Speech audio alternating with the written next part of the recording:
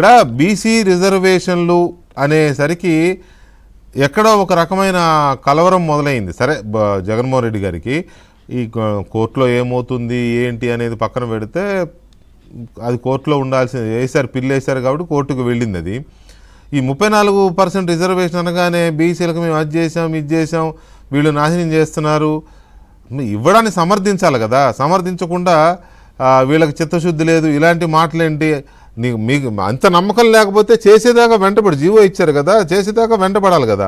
అది చేయకుండా ఈ ఫౌల్ క్రైని ఎలా చూడాలి? నిన్న మాట్లాడిన దానికి ఇవాళ మాట్లాడిన దానికి జగన్ స్వరంలో మార్పు. వాళ్ళ కార్యకర్తలతో నిన్న మాట్లాడుతూ యుద్ధం చేయండి, స్థానిక సంస్థల ఎన్నికల్లో ఢీ కొట్టండి, ఈ విధంగా మాట్లాడిన అతను ఈ రోజు ఏం మాట్లాడాడండి? ఈ రోజు ఏమని మాట్లాడాడు?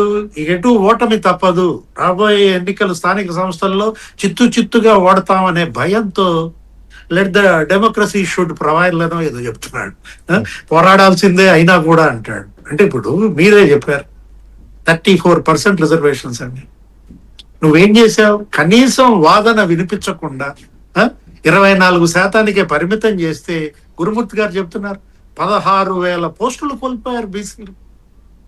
అది గుర్తొచ్చింది. ఏది?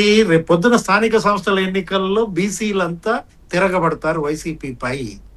మళ్ళా కొత్త నాయకత్వం బీసీలో ఆవిర్భవిస్తుంది. మళ్ళా బీసీల నుంచి జడ్పీ చైర్మన్లు అవుతారు, మేయర్లు అవుతారు అనే భయం కనపడతారు. అతను ఏంటంటే ఏదో చెప్తాడు, ఏది నేను ఎంతమందికి బీసీలు ఇచ్చా ఏదో లిస్టు చదివాడు. ఎక్కడున్నాడు నువ్వు ఇచ్చిన బీసీలు ఇచ్చినటువంటి ఆ రాజ్యసభ సభ్యులు?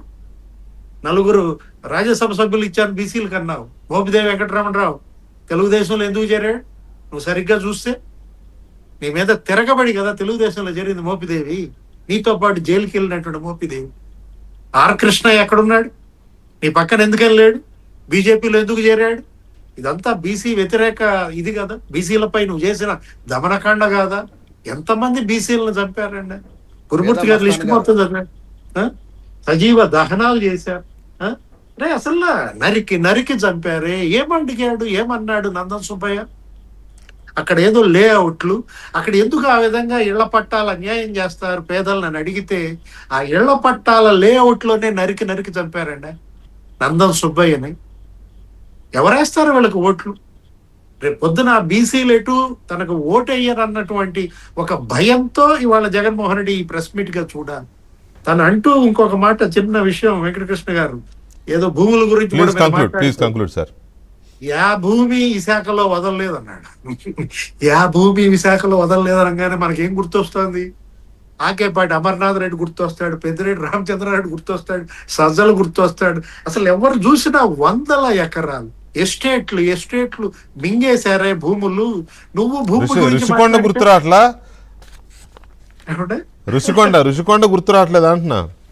భూములు మింగిన నువ్వు సార్, భూములు కాదు కొండలు గుట్టలు మింగేసి. అంటే అదే మీరు అన్నది, ఏది ఆ డ్రీమ్ మెషిన్ లో నుంచి బయటికి రావట్లా. Right sir, thank you very much Srinivas గారు అండ్ గురుమూర్తి గారు.